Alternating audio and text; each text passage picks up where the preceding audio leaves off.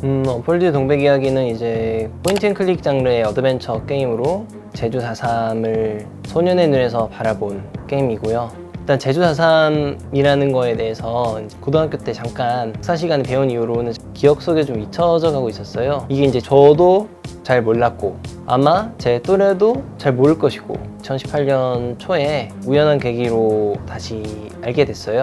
이렇게 많은 사람들이, 민간인들이 죽었다라는 걸 잘 모르고 있다가 좀 충격이 있었고요.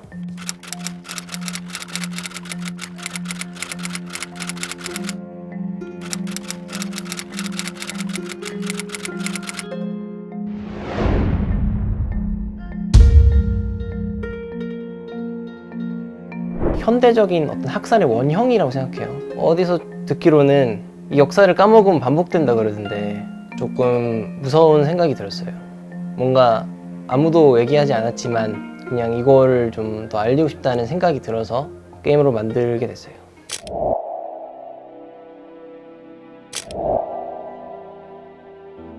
어디로 가서 누구랑 얘기를 하고 돌아다니고 또 정해진 퍼즐을 풀고 이제 그런 과정에서 플레이어가 이야기에 좀 더 개입하는 느낌을 주게 되는 거죠. 예를 들면은 중산간 마을 주민들이 이제 누가 들어오는 거를 신호를 알리기 위해서 마을 입구에 이제 돌담 앞에 장대를 이렇게 걸어 놓곤 했거든요. 그 장대를 이용을 해야 되는 그런 퍼즐들이 있고요. 그런 식으로 자연스럽게 역사적 내용을 게임으로 녹여내려고 노력을 했어요.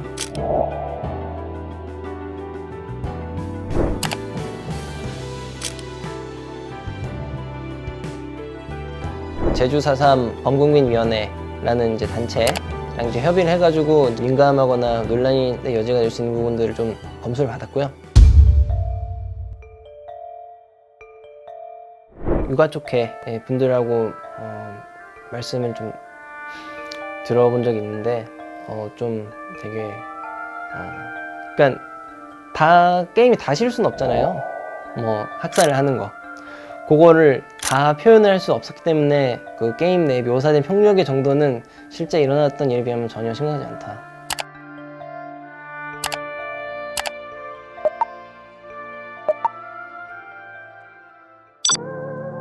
게임이라는 건 본질적으로 딱 봤을 때 재미가 있어야 되거든요.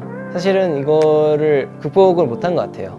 게임이 제가 원하거나 의도한 건 아닌데 약간 게임으로 예술을 하려는 쪽으로 좀 분류가 되더라고요. 알리려고 만들었는데 더 대중성이 없는 것 같아서 그게 좀 아쉽네요.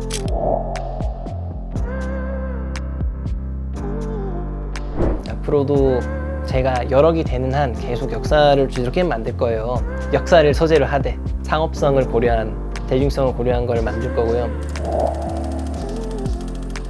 제일 싫어하는 5글자가 애국 마케팅이거든요. 애국심을 고취되는 콘텐츠거나 그런 걸로 보지 마시고요. 어드벤처 게임인데 제주 4.3을 다뤘네? 라고 봐주시면 좋겠어요. 사전적 정의대로 무장대에 의한 공기와 포볼대에 의한 진압 과정에서 수많은 민간인들이 죄 없이 희생당했다.